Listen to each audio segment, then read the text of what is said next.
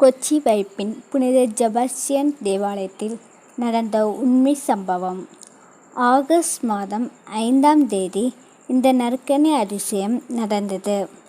அன்றைய நற்செய்தி வாசகம், இயேசு மக்களுக்கு அப்பத்தை பருகி கொடுக்கிறார்.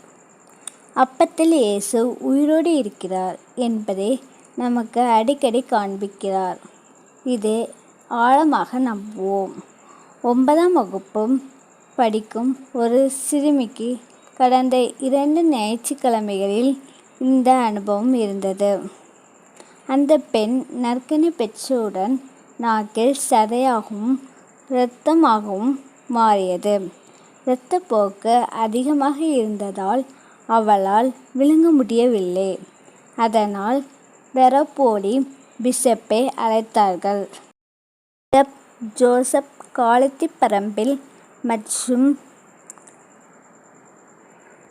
அவர் அதை பிஷப் இல்லத்திற்கு அழைத்து சென்றார். மேலும் இதே ஆய்வுக்காக ரோமுக்கு அனுப்பப்பட்டுள்ளது. இப்போதாவது திருப்பலியில் இயேசு வருகிறார் என நம்பி அவரை நாம் தகுதியோடு உள்ளத்தில் வரவேற்போம்.